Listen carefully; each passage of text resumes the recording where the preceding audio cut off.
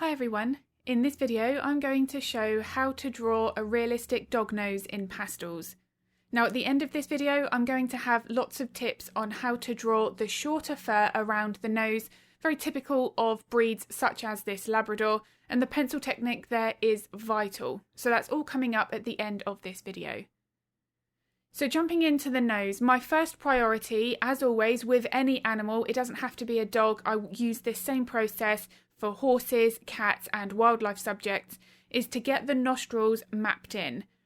Now even if someone doesn't have a copy of the reference photo, it's usually very obvious when the nose is drawn wrong because of the incorrect nostril placement and the shape of the nostrils.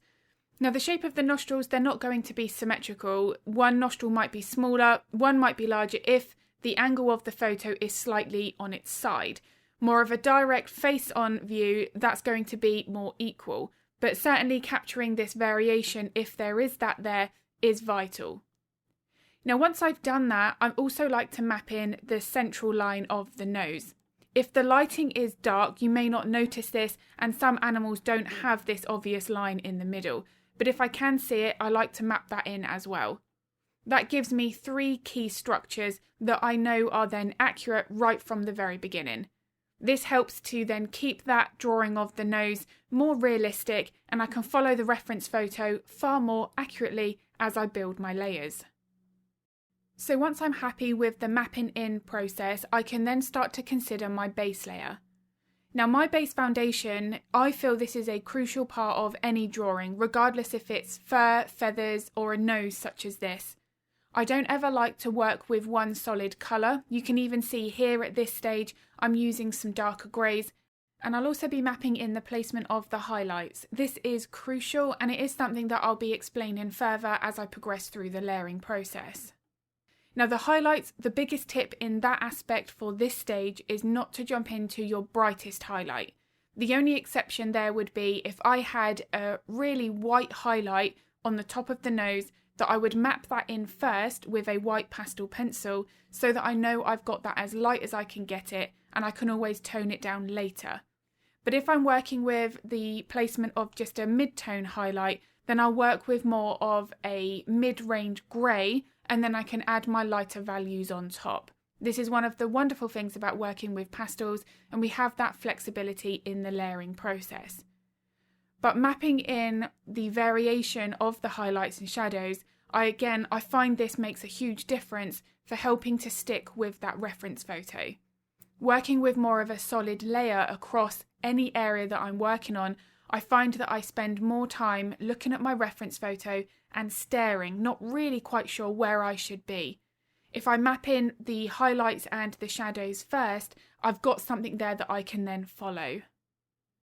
Now just briefly going back to the importance of a highlight, I'm using a very light cooler grey here to map in an overall highlight.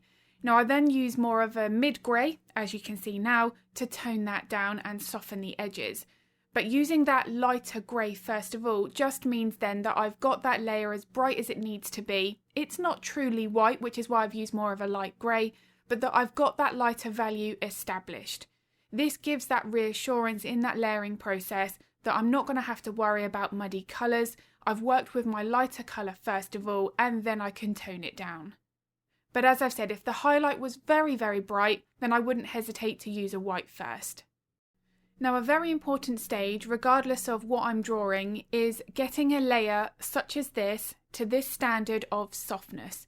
There are no harsh edges here, and depending on the nose that we're drawing, we might have a little bit more of a slightly rigid separation between the highlights and shadows, but for the most part I still want to capture something soft first of all. I just find this makes it a lot easier to then start to put in the details, which I'm currently working with now.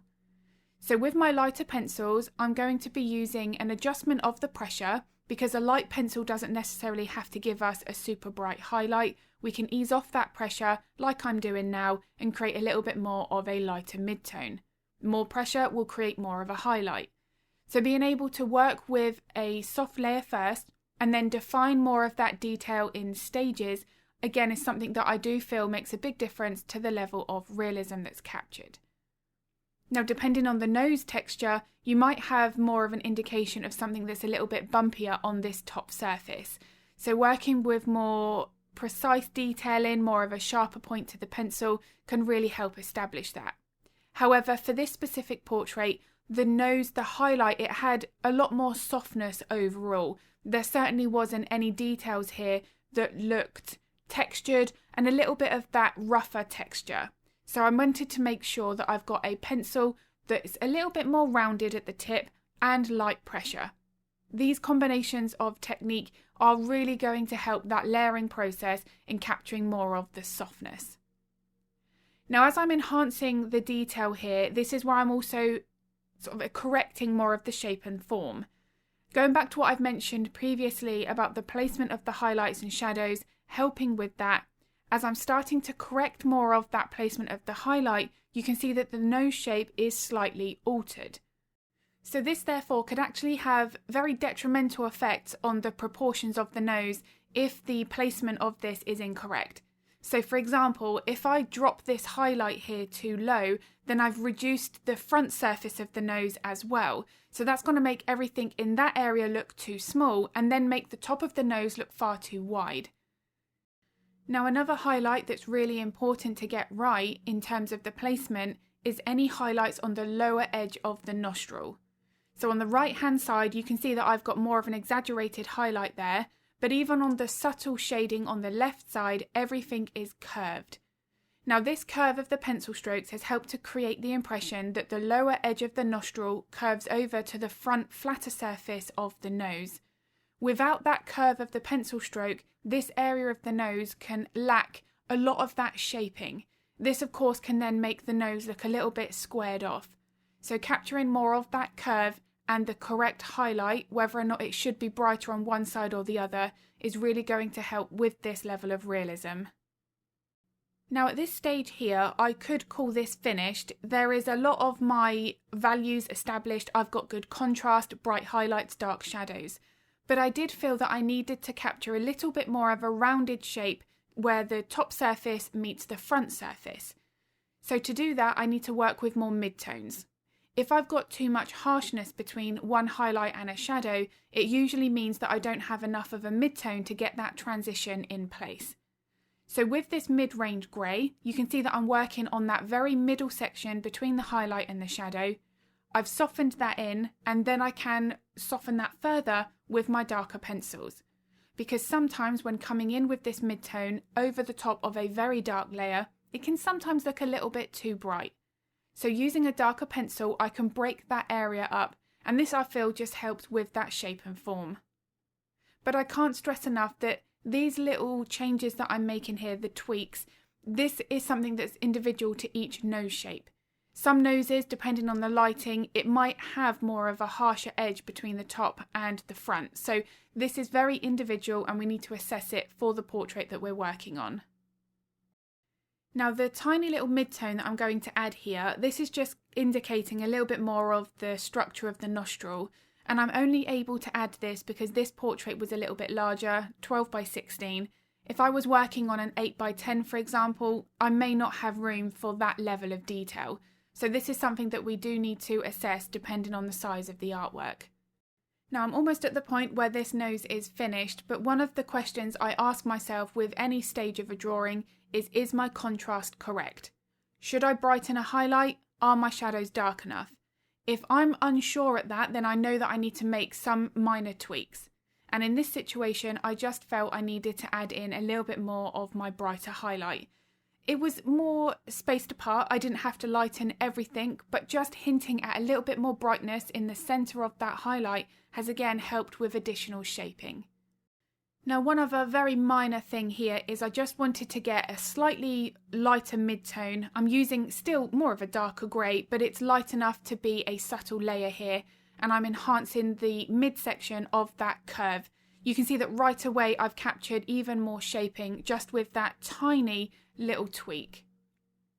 Now onto the tips for drawing short fur. This is going to be very similar to some of the tips that I've mentioned already in this video. And my first is to make sure that you've got a layer that's well blended. no harsh edges. You don't want any obvious start and stop points between your highlights and your shadows. As always, I don't want to be working here with my brightest details first. I want to be making sure that I'm building up my layers in stages. And as I progress now onto the right side where this section of the face is significantly lighter, you can see that I'm using my pencils that are dark enough, but they are not my brightest highlight. Now, when I'm working with a section of fur that might be really bright, I can still use my lighter pencils first, like I'm doing now, but I do want to make sure that if I need to darken it, that I do that before I consider my details. One of the common causes of the details not showing up is that the layers underneath are too light.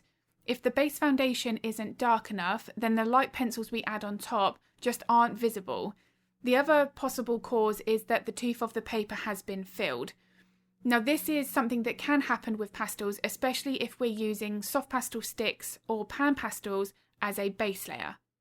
Now, I have used pan pastels for my base foundation and not run into that issue of filling the tooth of the paper, but I'm very cautious with how much of that I use. And I do have lots of videos here on YouTube where I'm talking about the pan pastel application.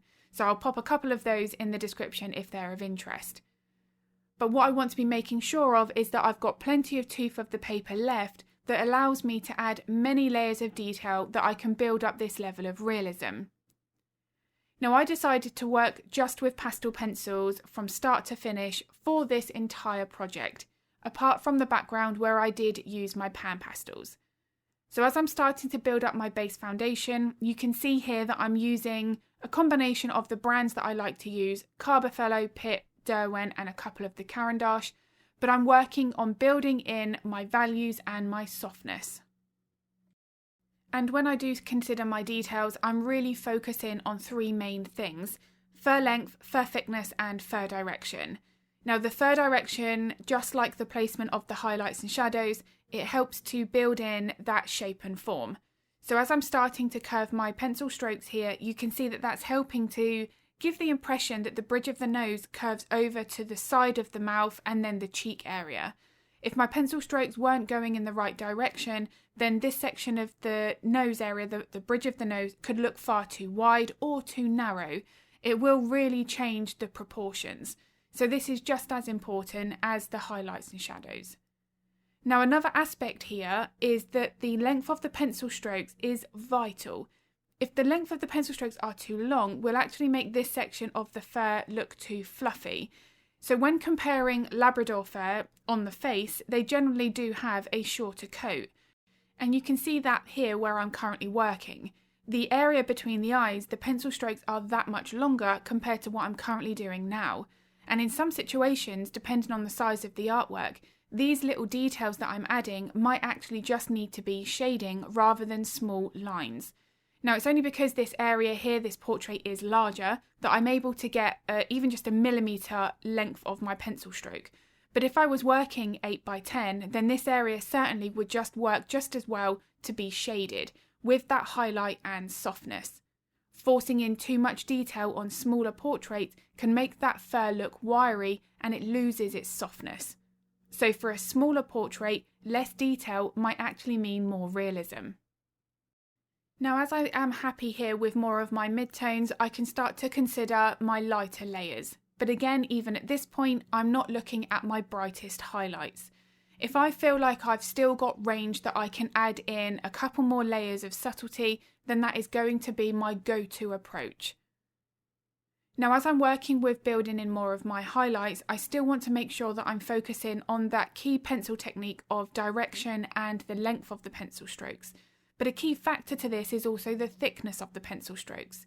Now, there are a couple of things that can influence that. The sharpness of the point, the pressure that's used, how we're holding and moving the pencil is a big consideration.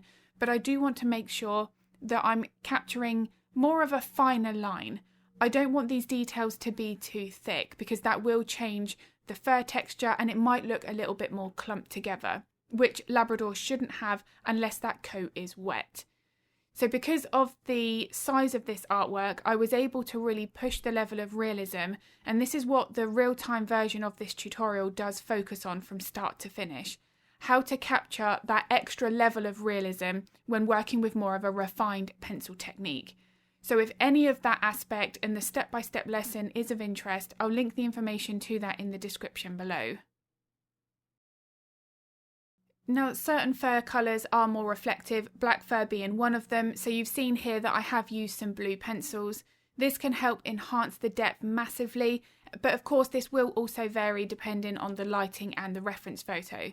Depending on the environment, whether or not a flash was used, is it more of a sunnier day, more overcast, the colours that we're going to be seeing in that reference photo will vary. In some cases it might be more of a richer brown, whereas here there was definitely a little bit more of a cooler tint to some of those highlights, which is why I just briefly there used a little bit of the blue over the top of some of those details. So I do hope this video has been useful. If it was, I'd be very grateful if you could give it a like and a thumbs up. It makes a huge difference to my channel. I do also upload a couple of videos to YouTube every week, so if you would like to get notified of that content, then don't forget to hit the subscribe and the bell button. If you do have any art related questions, feel free to pop them in the comments. I'm always happy to help if I can.